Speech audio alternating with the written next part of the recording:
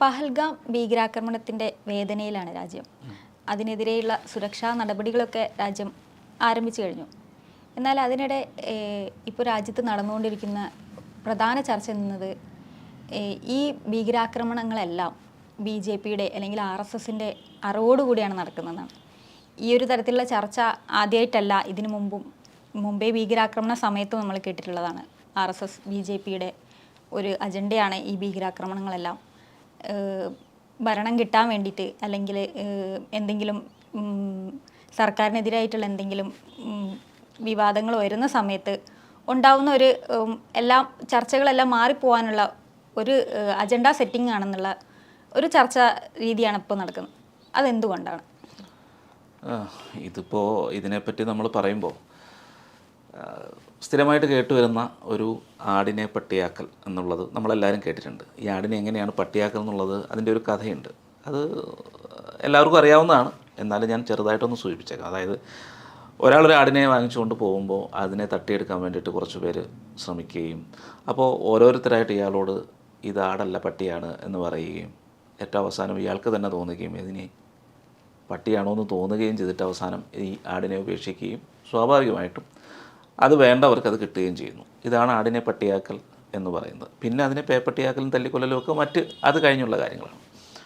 പക്ഷേ ഈ ഭീകരാക്രമണങ്ങൾ നടന്നതിന് ശേഷം ഇത് ചെയ്യുന്നത് ഭീകരരല്ല, അല്ലെങ്കിൽ ഈ ഭീകരതയ്ക്ക് മതമില്ല, അങ്ങനെയൊക്കെ പറഞ്ഞുകൊണ്ടുള്ള വലിയ പ്രൊപ്പഗണ്ടകൾ എല്ലാ കാലത്തും നടക്കുന്നുണ്ട്. അതിപ്പോൾ 1999 കാർഗിൽ ആക്രമണമായാലും എന്തിന് 1948 കശ്മീരിലേക്ക് പാകിസ്ഥാൻ സൈന്യം ആക്രമിക്കാൻ വന്നത് ഒരിക്കലും സൈനികരുടെ വേഷത്തിലായിരുന്നില്ല.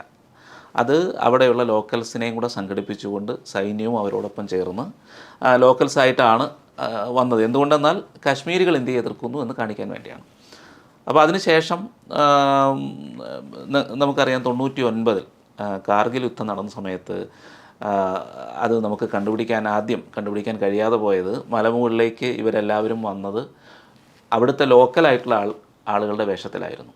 അതായത് പാകിസ്ഥാൻ സൈന്യം തന്നെയാണ്, പക്ഷേ ലോക്കൽ ആളുകളുടെ വേഷത്തിലായിരുന്നു വന്നത്. അപ്പോൾ ആരും സംശയിക്കില്ല. അപ്പോൾ എല്ലായിടത്തും ഈ ഒരു ആൾമാറാട്ടവും അതിനനുസരിച്ചുള്ള പ്രൊപ്പഗണ്ടകളും എല്ലാ കാലത്തും ഉണ്ടാകുന്നതാണ്.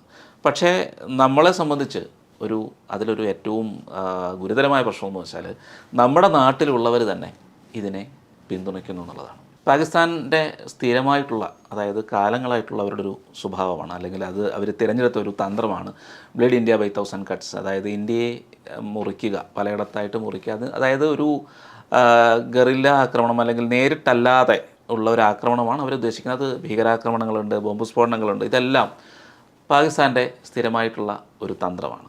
അങ്ങനെ ആണ് ഈ ഇതുവരെയുള്ള ഇന്ത്യക്കെതിരെയുള്ള ഭീകരാക്രമണങ്ങൾ, ISI നേരിട്ട് പങ്കെടുത്ത് ISI പിന്തുണച്ചുകൊണ്ടുള്ള ഭീകരാക്രമണങ്ങൾ, അത് നമ്മൾ ശ്രദ്ധിക്കേണ്ടത് അതൊരിക്കലും കാശ്മീരിൽ മാത്രമല്ല. ഖാലിസ്ഥാൻ ഭീകരവാദത്തെ പിന്തുണയ്ക്കുന്നുണ്ട്, വടക്ക് കിഴക്കൻ സംസ്ഥാനങ്ങളിലുള്ള ഭീകരവാദത്തെ പിന്തുണയ്ക്കുന്നുണ്ട്. പക്ഷേ ഇങ്ങനെയൊക്കെ സംഭവിച്ചിട്ടും നമ്മുടെ നാട്ടിലുള്ള ചില മാധ്യമങ്ങൾ, ചില പ്രസിദ്ധീകരണങ്ങൾ, ചില സംഘടനകൾ, ചില നേതാക്കന്മാർ, ഇവരൊക്കെ ഇതെല്ലാം ചെയ്യുന്നത് ഇത് പാകിസ്ഥാൻ ഇതൊന്നും അറിഞ്ഞില്ല, പാകിസ്ഥാനിൽ ഇത്തരത്തിലുള്ള ഭീകരവാദ സംഘടനകളില്ല. അസമിലൊരു MLA അടക്കം. അതെ.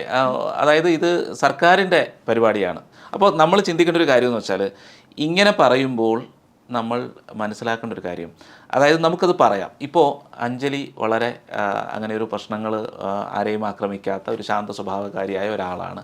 അഞ്ജലി പക്ഷേ പെട്ടെന്നൊരു ദിവസം ഒരു ആക്രമണം നടത്തി, അപ്പോൾ അല്ലെങ്കിൽ ആരെങ്കിലും ഉപദ്രവിച്ചു എന്ന് പറയുമ്പോൾ അത് അഞ്ജലി ചെയ്തതല്ല, അത് മറ്റുള്ളവർ വെറുതെ പറയുകയാണെന്ന് പറഞ്ഞാൽ അതിൽ നമുക്ക് അത് ഓക്കെ, ശരിയായിരിക്കാം, ഒരു 2 ചിന്ത വരാം. പക്ഷേ ഇതങ്ങനെയല്ല. ഇത് കാലങ്ങളായിട്ട് ഇന്ത്യക്കെതിരെ ആക്രമണം നടത്തിക്കൊണ്ടിരിക്കുന്ന പാകിസ്ഥാനും അതിനനുസരിച്ചുള്ള ഭീകരവാദ സംഘടനകളും, ഇവരാരും ഇത് ഇന്നലെയും തുടങ്ങിയതല്ല.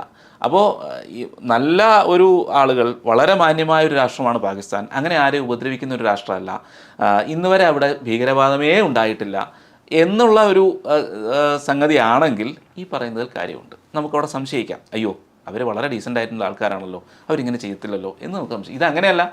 ഇത് ലോകത്തിലുള്ള ഭീകരവാദത്തിൻ്റെ എല്ലാം തുടക്കം, അല്ലെങ്കിൽ ടെറർ ഫാക്ടറി എന്ന് പറയുന്ന ഒരു രാജ്യത്ത് നിന്ന് ഇന്ത്യക്കെതിരെ കാലങ്ങളായി, ഇന്ത്യക്കെതിരെ 1948, 1965, 1971, 1999 4 യുദ്ധങ്ങൾ, അതിൽ 3 വലിയ യുദ്ധങ്ങളായിരുന്നു.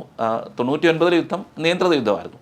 അപ്പോൾ ഇത്രയൊക്കെ നടത്തിയ ഒരു രാജ്യം ഇന്ത്യക്കെതിരെ ഒന്നും ചെയ്യുന്നില്ല, ഇതെല്ലാം ഇവിടുത്തെ ആരോ ഭരണം കിട്ടാൻ വേണ്ടി ചെയ്യുന്നതാണ് എന്നുള്ള നറേറ്റീവ് എത്രത്തോളം രാജ്യവിരുദ്ധമാണ് എന്നുള്ളത് നമ്മൾ മനസ്സിലാക്കണം.